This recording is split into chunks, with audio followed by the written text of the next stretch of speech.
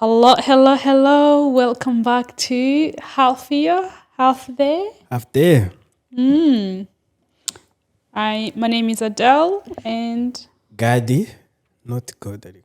not Yabivuga good. God, not God. Hari abantu bagiye bagiye bakandika ngo God. Niba ari ukutamenya icyongereza ari igikiya nk'icyanjye. Ariko God izina rya ni G-A-D. Washaka gashyiraho I, washaka ntushyireho. Habaho ai. Ijyaho. Nibyo biri mu byangombwa. Gadi. God. Yeah. Icyo risobanura? Soniki. Umugisha. Umugisha. Ngadeli ni soniki byo. Nta nkubeshye. Mwamikazi. Oh, guys, we're with the queen. The queen herself. Oh, really? Ntabyo narinzi. No, Nukuri birakubereye pe. And the King Eric akaba ari hariya hafi. Of course. Yeah. The king himself. Yeah. Yeah, we're back, guys. Turagarutse nanone kuri half year, half day. Another banger. Another episode. banger. Episode After 3. episode 3 now. Yes. I know. Twagarutse mu fashion. Fashion urayibonaho? Muki? Iyi fashion urayibonaho? Ayiwe. Reka. Yeah, this is a gift. Bampaye from my brother. Nanjye nabanje kuyambara, nanze kuyambara first of all. Bwa mbere numvaga ari icitsemo nyine itari yo kwambara ariko yeah, ifite amagambo meza. To serve God. Yeah, it's really nice. No mugongo handitse amagambo meza. Okay. Yeah. Handitswe ngiki? Uko ndushaho kumwegera niko ndushaho kumukunda. Oh. Hallelujah. Amen. Izo Ikinyarwanda kandi. Izo yinyutse indirimbo za Mbonyi. Kondusha anasaraye by the way. Mbonyi indirimbo ziwe bya utari. I know uramufana kuva kera ndabizi. Nyine kugira ngo naramumisinze yaza Australia bwa mbere bwa kabiri there's no way. Okay. That's one of the biggest thing naje gukunda kubera gutura inaha like to be in like Brisbane area. Yeah. It's the fact yuko accessing amantu ama live concert. I know but so wari wajya muri concert nimwe kuva yo ugere hano. I'm really ashamed of it. I'm really ashamed of it actually. Kuko I'm a very outgoing person. So I'm disappointed in myself. 15 years nta nimwe urajyamo. I know. Okay, nice. Singuseke. Navuye mu Rwanda ntageze muri arena. Never. Regardless mu Rwanda gadi ntabwo byari byoroshye icyo gihe. 10k zanjye ngiye kuzitanga ahantu. Ntabwo byari byoroshye. Uho unyine utagiye ahantu ho nta excuse so nyine. Iyo nagiye mejo bundi ni Ed Sheeran igeza hano. Yeah, ahora twemesha. I was there rwose nari mpibereye. Ed Sheeran ni biggest pop star so. Yeah. It was really nice to see him nyine ari kuririmba. That guy is talented nukuri. Ed Sheeran, he's one of the best ones kabisa muri industry. Yeah, you guys karagaciye mutwe tubanje kuganira gato. It's been a while tuba tudaherukana iyo duhuye buri wese. Arimo miguruko kabisa. Nakukanye. So uyu munsi rero we are back on the other episode. I hope you guys you stay with us kugeza dutangiye kugeza dusoje. Haraba dufite ibintu byinshi byo kuganira. Nkuko tubivuga buri gihe ibiganiro byacu ni ibiganiro buri muntu wese yakwisangamo, buri muntu wese ya relatingaho kubera ko twese turi kubinyuramo. Turacyari uko nyine imyaka igenda yiyongera mu bihugu by'inaha like western ni kugenda uncovering nyine ibintu challenges nyine niko zigenda mbese uzi overcoming ahura na challenges zitandukanye ariko ntawe uziyazishira kandi when we talking about challenges be related kuri theme yacu ya being in between cultures, you know, half year half day, so challenges nyine ziri ongoing.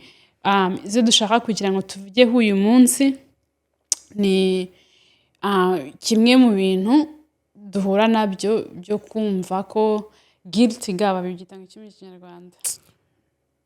guilty ndabyita nko kumva like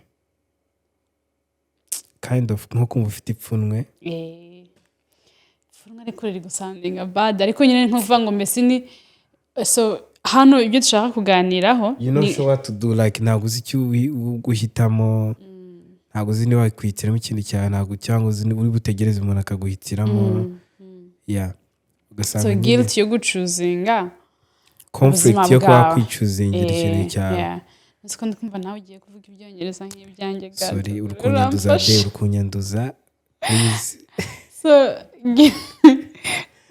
ndikumva utangiye nawe ngo conflict zo gucuzinga like that's going to be my lane reka mvuga mu yo kuvanga ibintu kanze nke mbivuge wowe noneho ubinterpret sibyo so tugiye kuba turi kuganira ndanira mu musore muri comment my interpreter the guilt of choosing your own life so bijyanye na like mbese identity expectation na independence yawe sibyo nkuko tubizi twese tuva muri cultures ziri very on your neck cultures ziri very demanding sometimes nyine wumva nkaho almost ubuzima bwawe mbese bugenge barakugengera ubuzima bwawe almost sibyo ngerageje kubivuga nkuko bari bivuze nubwo uvuze like bitandukanye ako ngerageje kuvuga ibyo ushatse kuvuga twe duturuka muri culture utegereza ko umuntu aguhitiramo icyo uzaba cyo niko ahenshi bimeze uretse no kwanga urategereza akaguhitiramo ahubwo like especially our parents bo ba expecting ko baguhitiramo hano ngo wowe nk'umwana uvuga ngo urategereza I get it now reka nkubwire ukuntu bimeze tuvuge in this house dufite umwana wabaye doctor urumva umubyeyi wo muri razarajya abwira ati umwana ati ni muzi umwana kwa kanaka why can't you all be like that person what did I do to deserve this ngo kubera iki ngiye ntabwo byambera kugira umwana w'umudokiteri ngiye ntabwo byambera kugira umwana w'umwarimu umwana ukora ibi n'ibi ariko umubyeyi akibagirwa ko sometimes umwana aba akeneye nawe ku giti cye kwihitiramo buri wese ashobora kuba ari umuganga to be honest ntabwo nawe umuganga na ubuganga nawe utinye kuva kera ngewe kuba ntawe umuganga ntabwo umubyeyi wanjye ashobora kumfosinga kuba umuganga kandi bitandimo noneho wajya kure ugasanga akenshi ababyeyi twebwe byatubagaho kuko ugomba utegereje buri kimwe cyose ku mubyeyi school fees inkweto ipantaro buri kimwe cyose umubyeyi akavuga ngo nudakora kino nanjye ntabwo ndi kuguhereza bino bintu you have ugomba gukora ibyo ngiye ndi kugusaba gukora bitari ibyo you on your own noneho ukajya kure ugasanga ngewe kuko nta hantu bifite ngomba gukora ibintu biri bushimishe umubyeyi ariko ku giti cyanjye bitanshimishije ibyo ngibyo biba ku babyeyi especially nyine ababyeyi bacu so nyine like tuvuge in summary kino kiganiro cyo dushaka gufokasingaho nyine nuko kuvuga ngo your expectation yuko nyine God ugomba kuba ikintu runaka ugomba kwitwara gutya runaka kandi weho sometimes hari igihe nyine bihuje ugasanga nyine wenda uko ababyeyi bifuzaga bihuye n'inzira uri kujyamo ariko hari n'igihe bikrashinze so ni gute nyine ubalansinga kuvuga ngo ntabwo uri sounding disrespectful ntabwo uri bube yigize utya yigize you kugira ngo noneho ariko nawe maintaining a pathway yawe y'ubuzima bwawe ushaka buri outside y'ubwo expectation nyine bagufiteho so nibyo dushaka kudelvinga into muri iki kiganiro kandi buri wese ukabyumva atanga comment atanga uko ubyumva ikindi rero wenda tukiri aho ngarukira ku babyeyi nanone urugero nk'aho ngiye navukiye wasangaga kuba mwarimu ari byo biri very easy kuko ntabwo wabaga uziye what's in the future niki kiri ahazaza hasa gute nta nubwo wabaga uri kuhateganya wajya kure ugasanga buri muntu wese ikiri gushobokera buri wese ni ukuba umwarimu so duhere ku ntangiriro yabyo tuvuge ngo tubielabore sibyo tuvuge ngo ubundi bituruka kuki kugira ngo habeho dutangire ku muzi wabyo bituruka kugira ngo nyine famiye cyangwa no muri culture yacu ubundi ni ukubera iki nyine habaho icyo kintu cy'uko ababyeyi batekerereza abana babo bakuru like nyine mbese tuvuye abana bageze ku myaka yo gufata ibyemezo byabo but families are still kind of baracyari kujumpinga yini ngo bafatire ibyemezo babanafatire n'umurongo baho berekeza like why is it like that kuki byatangiye hehe sibyo no tuvuge n'uburyo ubu bimeze n'uburyo nyine biri gucrashinga muri iki gihe ngewe ninjye kuvuga ndavuga hano na natangira ubuzima let me say that hano ngewe natangira ubuzima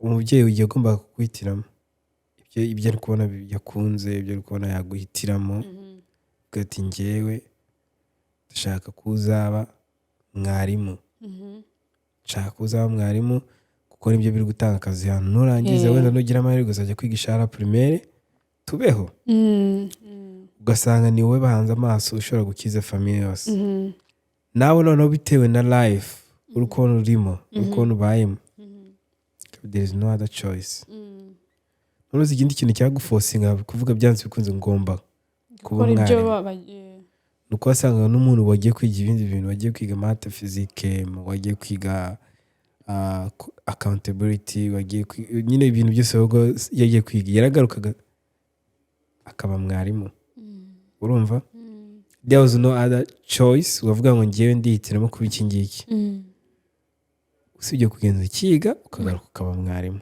ibyo wakwiga byose garuka mwarimu so rero wajya kure ugasanga wa muntu ugiye kwiga like kera bayigenzi bona agafaransa gake buriya bayitaga pedagogy abantu bize pedagogy kera wasangaga aribo bazaga bameze nk'abantu b'abahanga buryo no muri education bahitaga babona amakazi kuko niyo nyine niko kazi kabaga kaboneka ntabwo abaga usanga abantu bari gukora ikigangana abantu bize muri Congo so wajya kure ukavuga ati rero apera tu ibyo umubyeyi ashaka kuko nawe aba yatekereje imbere so byabaga biturutse kuri survival mode nyine gutekereza ngo like hari saying bajya bavuga ngo to putting all the eggs in one basket it's like financially sibyo financially they can't afford kuvuga ngo abana bangahe barajya kwishuri turavuga nyine twege muri context y'uburyo twakuzemo twebwe nyine hari abandi bari bafite opportunities zitandukanye so turavuga twebwe nyine runda muri life twakuriyemo twebwe ntabwo zo opportunities zari zihari so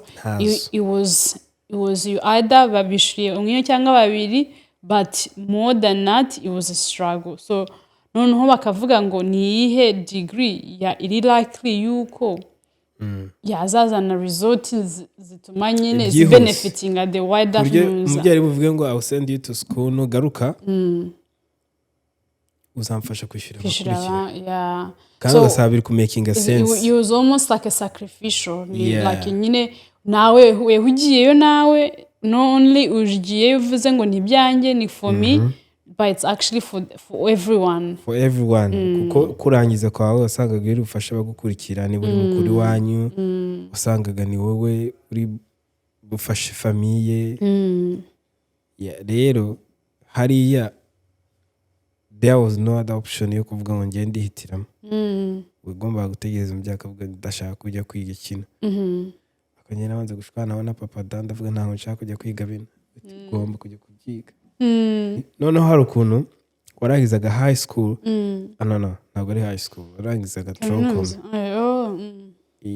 ubwo hano ni year 8 year 9 year 9 noneho umubyeyi akavuga ngo hagasohoka bitewe n'amavuta mwagize agatasohoka ibigo babahaye randomly bakagukubita umubyeyi bagukubita ngo ntabwo wahindura niho baguhaye nyine niho ugomba kujya kandi habaga hari option yo kuba wahindura akavuga ati ugomba kujya kwiga why do you think they did that kuko yumvaga mubyeyi kuko kujya guhindura byaga biri mu costing andi mafaranga ati hariho school fees hariho kuguhereza amatike kujya gushaka ibindi bigo by'amashuri uri bujye kwigamo that's much ahubwo you have to go aho baguhaye tworoshye mbere ubuzima niho byoroshe ariko umubyeyi we atategereza yuko your choice ushaka ibyo gukora byawe byo gucuzinga how your life will be byaga biri kuri utwo tuntu duke ari bwishyure ushobora kwishyurira ibihumbi 10 ukajya gushaka ikindi kigo cyangwa yagera agasanga icyo kigo kirahenze kiri express agati noneho ugomba kujya aho baguhaye. So uko biri kumvikana rero izo ababyeyi bacu nyine bitewe n'ahantu twari turi bagerageje choice kubera survival mode kubera financial limitations sibyo noneho bakirengagiza amarangamutima sibyo kandi uko ndi kubyumva nabo ntago cyangwa uko ndi kubyumva nabo zari financial move kurusha nyine amarangamutima y'ibyo nabo bashaka ahubwo kwari ukuvuga ngo okay ndi kubona education ariyo izaduhereza more likelihood yuko yahitabona akazi agasupportinga abandi so ndumva rero ahubwo uko biri kumvikana kuri benshi nkatwe bagize background nk'izacu byabaga nyine ari financial move kubera nyine bafite limitations y'amafaranga bagahitamo nyine gukora ibyo bintu byo kuforcinga cyangwa no kudirectinga abana muri ibyo mu byo bumva bizabyara umusaruro nyine in the end. So noneho tuje hano muri ubuzima bw'inahagade sibyo twisanze muri ibi bihugu byaho it's no longer ntago tukiri muri survival mode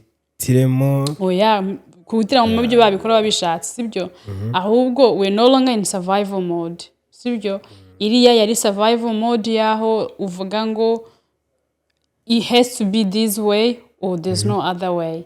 Whereas here umubyeyi like they're still going to eat abana banajya ku ishuri mu bindi mbese nyine ntago dependency ikiri hejuru kuri weho none kubera ikitena hakira amakrash akibaho ubu yaha ababyeyi bakiri gushaka nyine mbese nko ku leading abana mu byo bo bumva bakagiyemo as suppose yo kuba wenda ariga wa suggesting sibyo bisi tuvuge nyine niye yaba better way now tutakiri muri survival mode niye yaba best way yo ku leading abana muri choices especially around nyine career around nyine choices za education what's the best way weho ukuri kubibona ubu nyine weho experience in the both side of the world.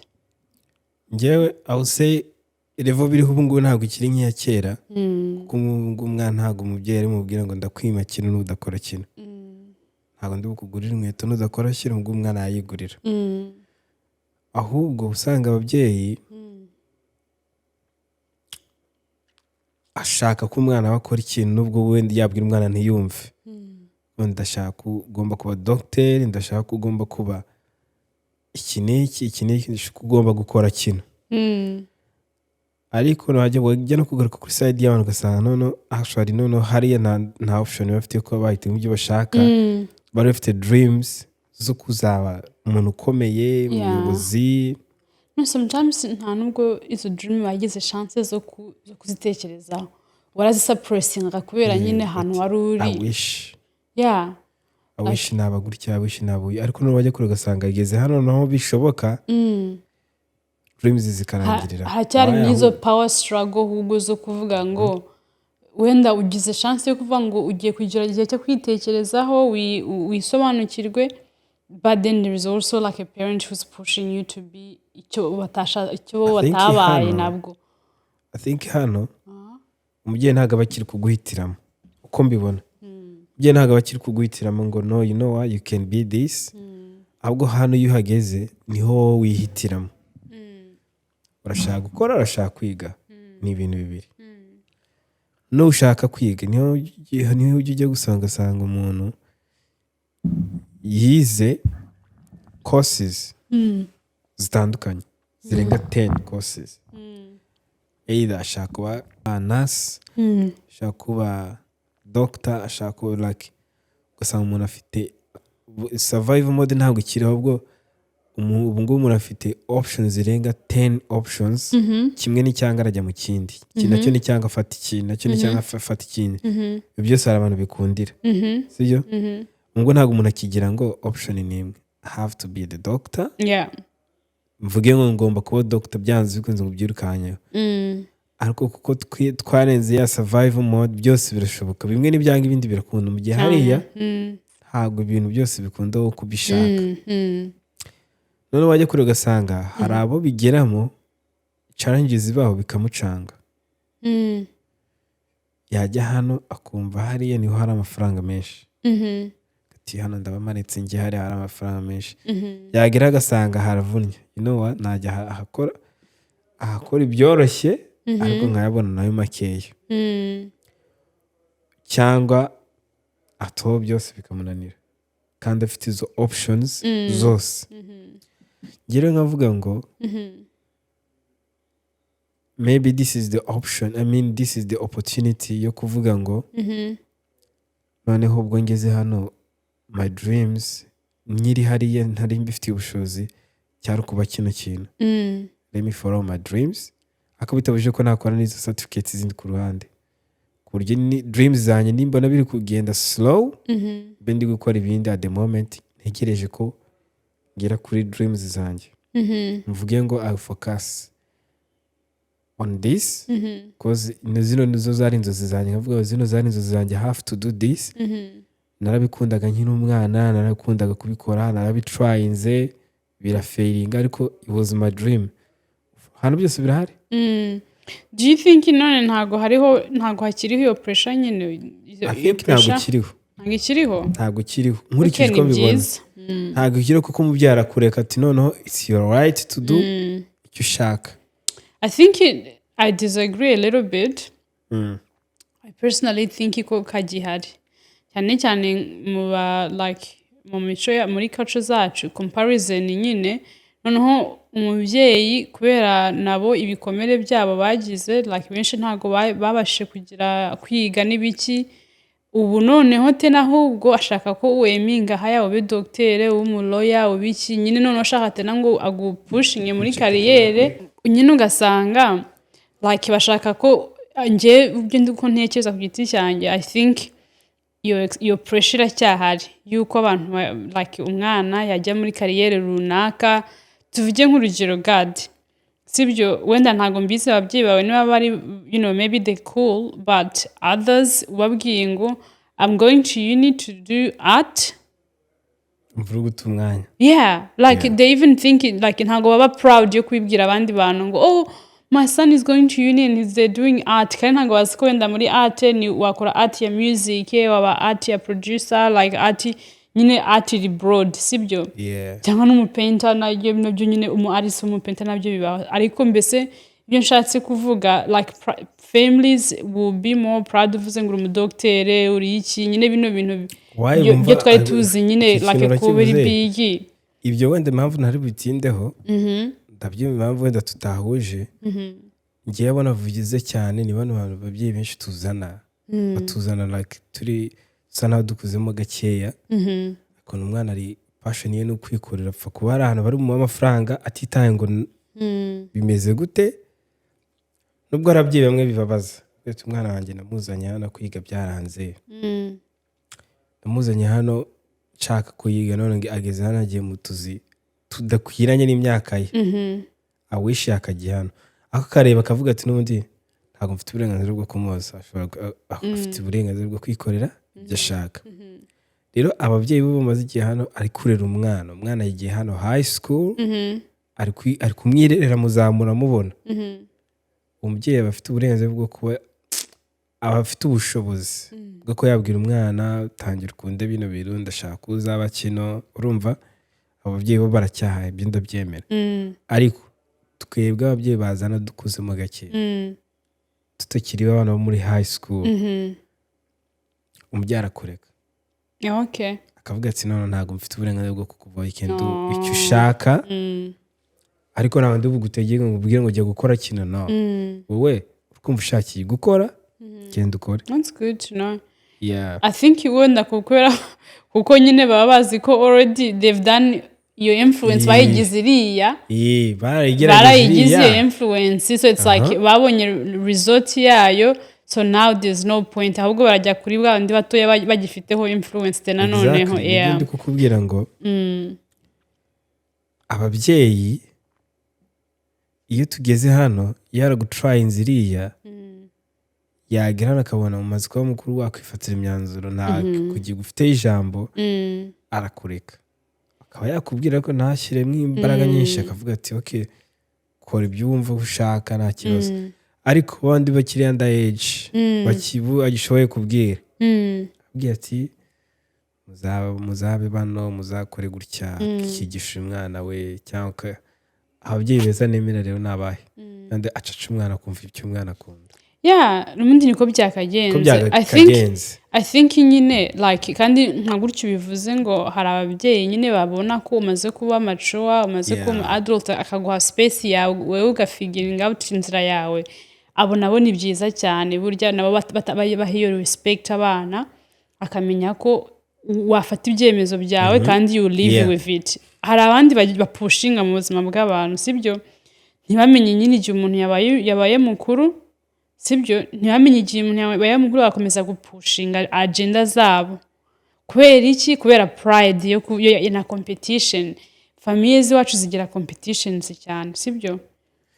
It's like muri famille, like umuneighbor wacu afite abana bangahe bari kuri kaminuza, afite abana bangahe bakora ibi nibi, my family should do the same as well. Nta nshaka ko ansuzugura, nta nshaka ko nyine like kera famille bagifite umurangije kaminuza. Ariko nyine kandi ntiyafashe umwanya umugani wawe no gushaka kugira ngo yegere umwana amenye ngo harya umwana wanjye akunda iki we, harya umwana wanjye ashoboye iki, ariko sometimes it's not even about ngakunda iki, ashoboye iki, like udupushinga abana nyine mu bintu wenda muri Africa I understand ho sometimes byari survival modes, ariko hano ntabwo bikiri survival mode, like ahubwo ariko umwana nanafata umwanya amenya umwana we, sibyo, afata umwanya amenya umwana we, si umwana wanjye like bajya bagravitating toward ibikiwe, ni imibare, ni creativity, like mbese nyine akagifata umwanya wo kumenya umwana, noneho batazongera kugira ya power balance nyuma umwana amaze kugera 17-18, noneho ubu niho utangiye kumubwira kandi umwana we wenda yamaze kumenya icyo azaba at 15, but you didn't get time to learn and understand what they want to be, ngo unabigira rega what's the word, mbese supporting, ariko akuzi ko umwana wamubonamo potential, ariko ukanamushakira na tutorial zabyo, cyangwa ukanamushakira na outside school lessons z'ikintu wabonye ari good at. I know ngiye kukubwira yuko I know usanga talent z'abana benshi zigiye zihita zirangirira cyane, usanga umwana afite talent yo gukina soka. Ababyeyi ni umwana akunda gukina soka ikishije abantu benshi cyane. Umwana najya gukina soka, nge I like the way abantu bahano iyo bumvishe umwana baba barakina akasiba kuri game, umwana atantarye kubera uburakari, kubera ko ababyeyi bataje kumuwatchinga, kuko just kugenda kuri game bihereza umwana motivation yo kuba bari kumureba, none uzi urugukino uzi someone from your family ariko kuwatchinga, motivation ushaka kuba impressing, ushaka kumwimpressinga, nk'ibyo byose rero gushyigikira ku kintu umwana akunze niyo ntambwe ya mbere. Either naba umukinnyi yasohoka agakomera akaba umukire, namwe muzamukize. I believe ko muzamukize. Arega niyo atanabiba, ariko wamuhaye chance yo kugira ngo we wahaye umwana chance yo kugira amenye ko okay, I thought I was going to be this but I'm not, sibyo. Uhereza umwana chance yo kugira mu kintu iwe amenye ko atagikora, instead yo umwana kuzahora muri at the back of their mind thinking I would have been like this if my parents supported me for this. Akuzigora ahantu nyine, noneho binica umwana ability yo kuba ya progressing mu kindi kintu, because they think like, oh man, I was meant to be like you know, this big athlete. Ariko ababyeyi banjye barambujije So then akabuilding a grudge ku babyeyi. So you know, it's not just ibya siporo, ni ibindi bintu byose bitandukanye. Like I would say ababyeyi duhereze time abana. Banze umenye umwana akunda iki. Numara nko kumenya umwana akunda iki, musapotingi, mushyigikire, mwereke kuri kumwe na apfa kuba atari ikintu kibizi ko ari kibi, ariko mushyigikire. Abana hari umwana ushobora kugira talent yo koga, swimming, curanga, gukina soka, mujyane, mwintroducing, mushakira information. Umwana akora avuga ati icyo nakunda cyose umubyeyi wanjye ari very supportive. Ningira aho ngera nzamushimira. Iriya twabangaga imipira cyane nyine ahantu where there is ibintu bitashoboka hano, where there is a will there is a way, like nyine umwana uri determined. That's what I think nyine sometimes ntabwo baba bazi ko bari kubloka nyine blessings zabo nabo, at the same time no kubloka talent z'intuzi.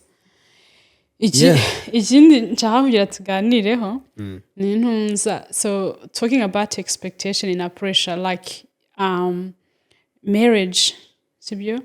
Marriage, like expectations in her timeline, n'umuntu ushaka ukuntu marriage rero na dating, like relationships, ishobora gufata 2 episodes. Zo bizatwara 2 episodes. Nyine ibyo nshatse kugira ngo dufocusingeho ni pressure, expectations nyine yo kuvuga ngo marriage rero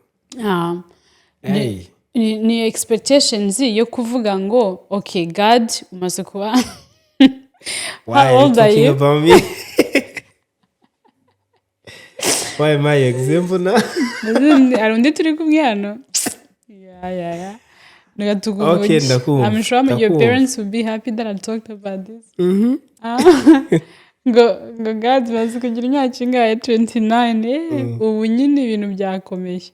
Noneho ukuntu tuvuge ukuntu muri culture yacu expectations zitandukanye ku mugore n'umugabo, especially around dating, around dating na timeline yo gushaka n'ibiki. Ibintu byo gushaka iyo mbigezeho ndashaka.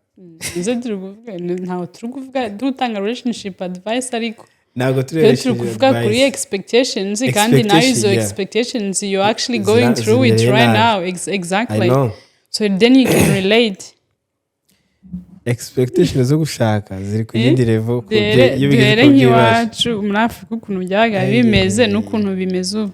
Expectation hari ahantu nigeze gusoma ka memes, urumva umwana w'umukobwa agira 13 batangira kumubwira ko abahungu ari babi, ngo agakunguka n'ura muhungu ndakwiyamye.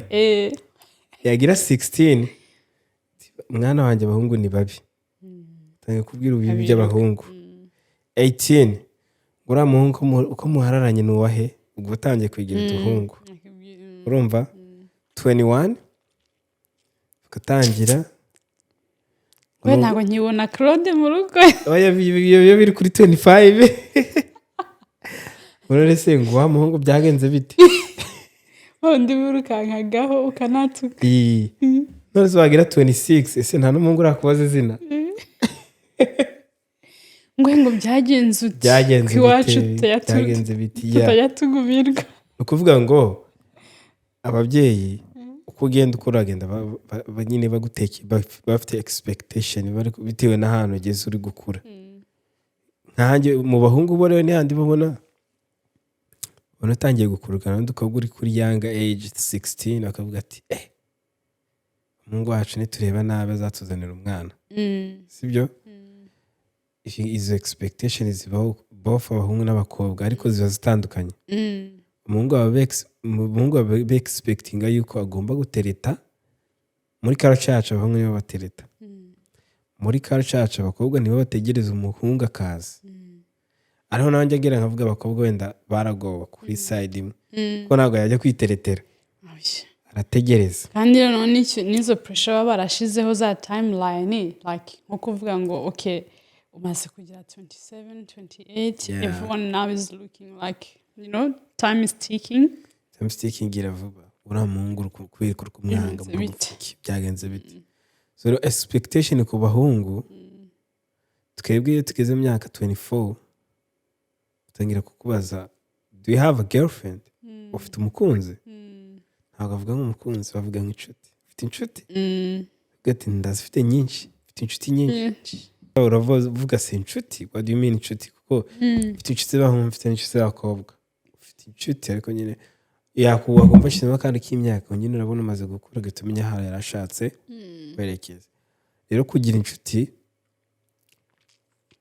ariko buriya mwebwe mumaze igihe hano mwebwe mwaje byarahindutse inshuti abana twatangiye kuzigira dufite za 16 z'abakobwa muri official ugasanga dade guy ari kuzana girlfriend mu rugo oya ntamuzane mu rugo bakahurira iyo ngiyo ugeze umenya ikintu cyo gufunga inguni ntabyo narinzi kubyumviriye rero nubwo wasangaga gufunga inguni biratangiye ku ishuri ukabona umwana atangiye kumenyerana n'udukobwa yangiye mu mashitingi so ibyo ngibyo nyine niho bitangirira ariko expectation ntabwo ababyeyi babifuza kugira ariko gakungu kuri iyo myaka ahubwo hari imyaka bategereje ko batangira kugushyiraho pressure noneho ikintu ushaka imyaka dore urakuze so ubundi like nyine from your perspective do you think iyo pressure irakwiriye cyangwa ntabwo ikwiriye for me ntabwo ikwiriye mujye mutureka nyine like nyine kanze tubaze ikibazo nyine weho na audience zacu do you think bakaretse nyine abantu bisi whenever they ready like nyine of course hariho legal age y'umuntu yashaka sibyo iyo ntago wayirenza kuko nyine niho baconsider umuntu ko ari mature enough ariko nyuma hejuru ya legal age nge personally I think ntago bakadetermine ntago mese families akadeterminatinze ngo I think uri too young or uri too old or what are you waiting for bakaretse umuntu mu gihe cyiwe kuko nyine ari nk'urugero nko kuvuga ngo wenda like nk'igihe nashakiye some people thought I was too young and I was like 26 you know like so nko kuvuga ngo umuntu we mu giti cye yaje yumva ko nk'iyo age iri too young kandi hari n'abandi bo babona biri alright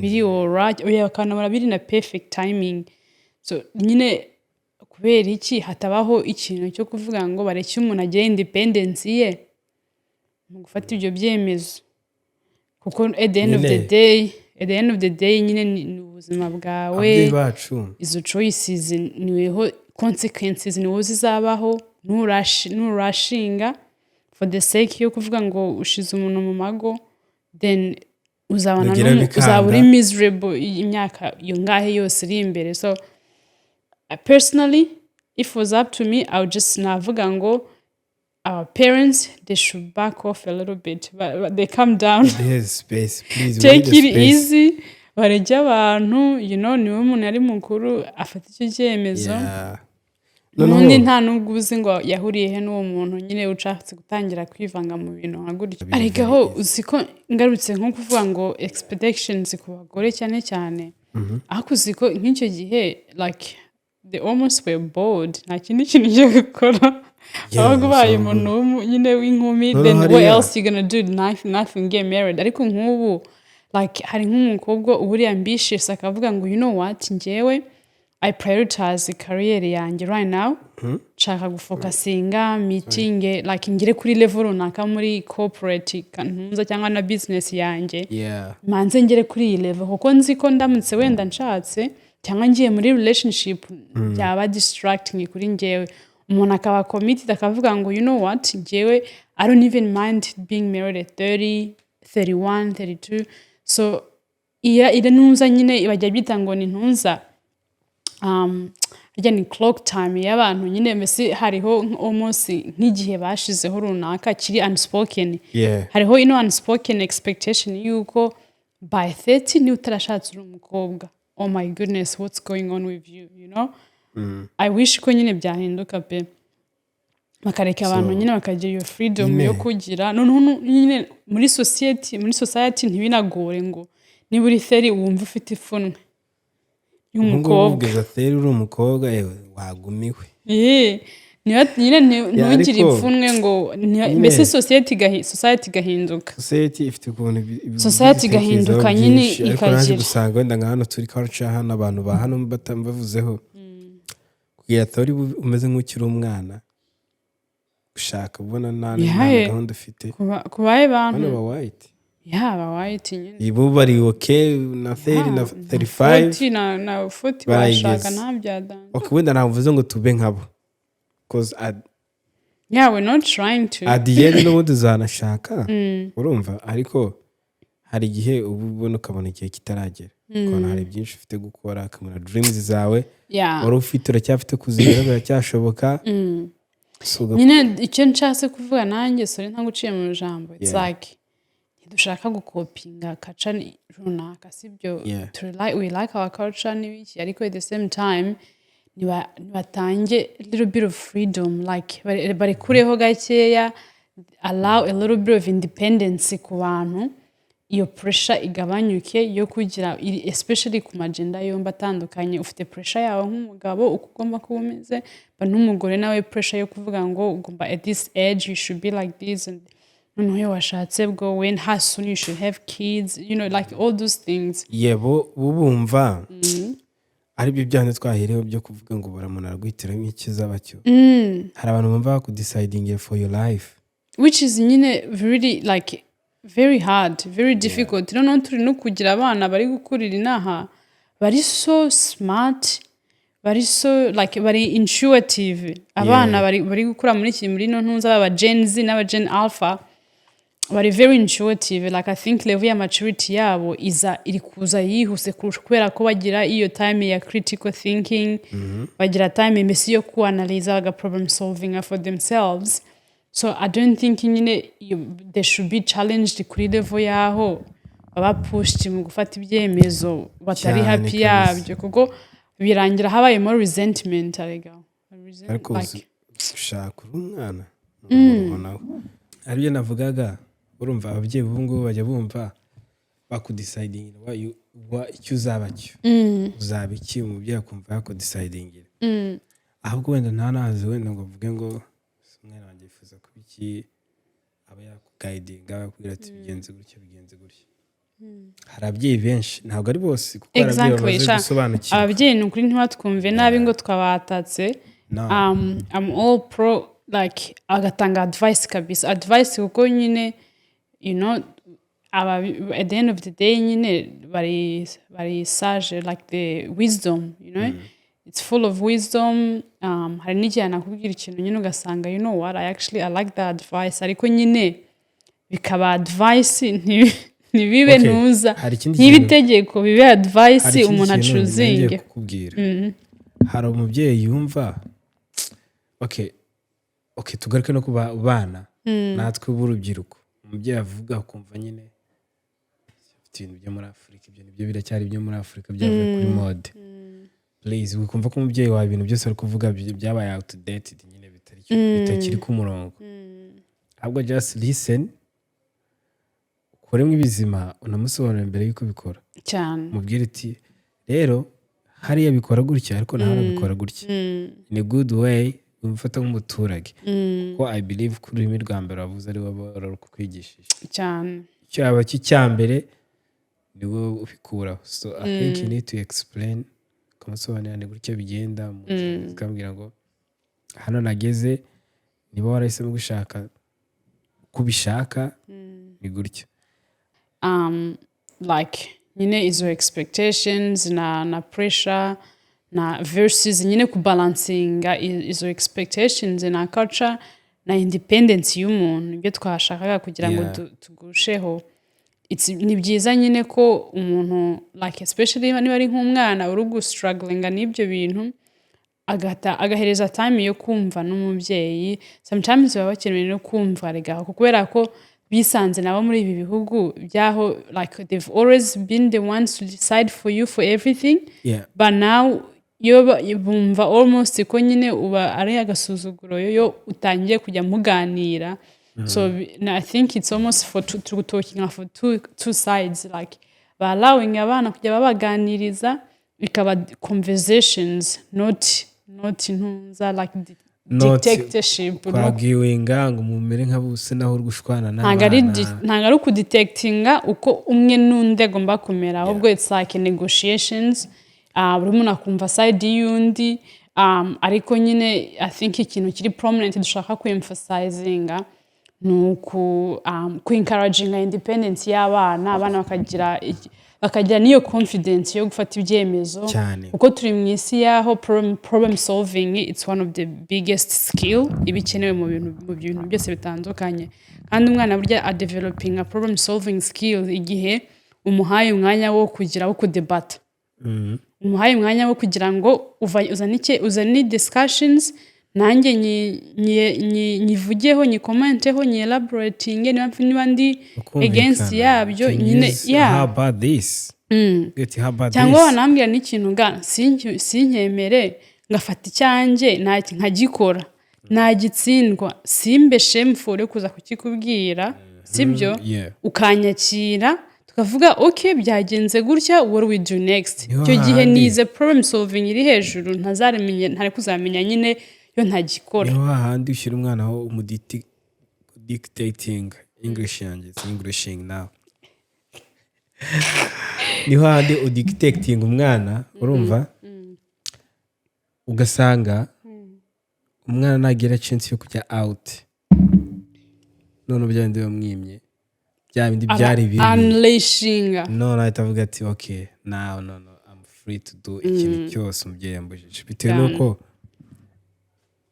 arigiye ubujije ikintu umwana ukakifukasinga cyane ukagitindaho cyane utumwana ageraho n'amatsiko agira kibi cyane sinjye ubona abana if I try nkareba like ibyo bambwiye niba ari byo bibiko Adam and Eve ntukarye ku fruine Adam nawe babuje kurya utunda bagira amatsiko they're like oh I wonder what's in there so rero turi abantu twese ahubwo okay hari uburyo ushobora gutegura umwana neza akazaba icyo wamwifurije kandi nawe both way yishimye nawe wishimye kandi ukaba proud nushyigikira umwana agakurikira inzozi z'akagira hagera umuntu uzaba proud wa mbere umubyeyi nawe nuvuga ngo you have to do ibyo ngewe nshaka ni ukubuilding a resentment ni ukubuilding umwana nyine ubaho nyine atari confident muri decision making yiwe I think izo choices zigenda zi-affectinga n'izindi areas z'ubuzima burya iyo utagira confidence yo kwifatira ibyemezo ku bintu no mu kazi biragaragara no muri relationship biragaragara so sometimes we think ni akantu kamwe uri gukorera umwana but kazamugiraho effect ku bindi bintu byose byo mu buzima bwiwe cyane kabisa ni nk'ibyo byose ureba ukavuga ngo where are we going like turukugana he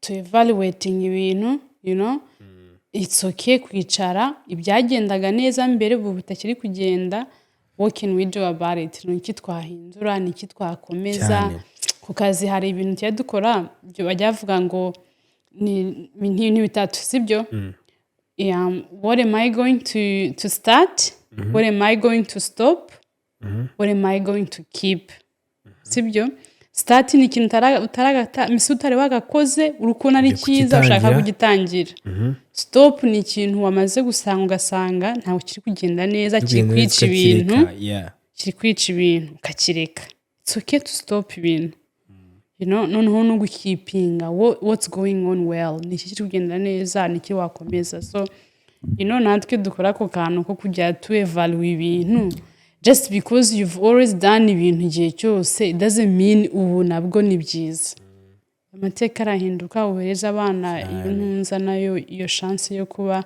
yo uncovering themselves. I think it's one of the biggest thing I think nakwifuriza umwana wawe wese n'umubyeyi. For me, last advice not least. Last but not least. Yeah. Please try everything. Urubyiruko. Try everything. Ariko just don't forget kumvira ababyeyi. Don't take it as a pressure bagiye bari kugushyiraho. Ubumve. on the parents, menya icyo umwana akunda wakimushyigikiremo. Ego. Wowe wigendera ku cyo wowe ukunze. Cyane. Umva. Kuko icyo ukunze njye ntabwo aricyo nkunze nubwo uri umubyeyi. Please. Menya icyo nakunze ushyigikire. That's all. So with that further ado, Yeah. tudatinze mu magambo, Yeah. twasoreza ahangaha. We want to thank everyone who have tuned in bakumva kino kiganiro cyose. Yeah. Again, as you know, please share your thoughts about our conversation. Yeah.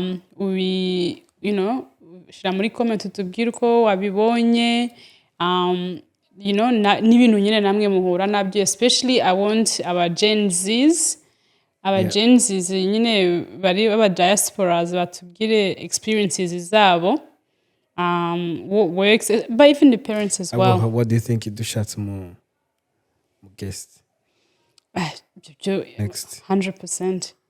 Atari maybe God timeline nitiveho ibya timeline maybe it's 100% tuzagira intunzi mu guest. Yeah, very soon tugiye kuzana umuntu hano tumutumire. I think we find someone tuzazana so. Actually niba hari ababyeyi or even just the young people.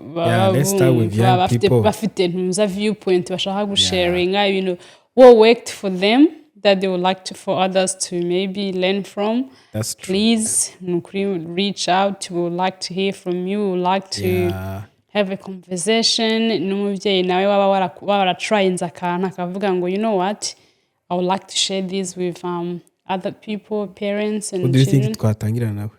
Umubyeyi, urubyiruko.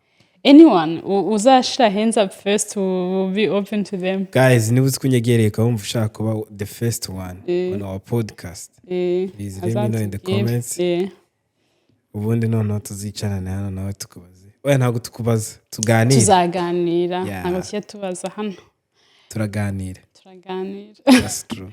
Okay, so we'll see you in the next one. Thank you so much. This is half here, half there. I hope you subscribe, comment, subscribe iyo bayikora rimwe. Na muntu ukora subscribe kan just subscribe ntawo dushaka views bada subscribe kora subscribe, comment, share and like and everything else. Yeah. Thank you so much guys. You have a good night. Sawa.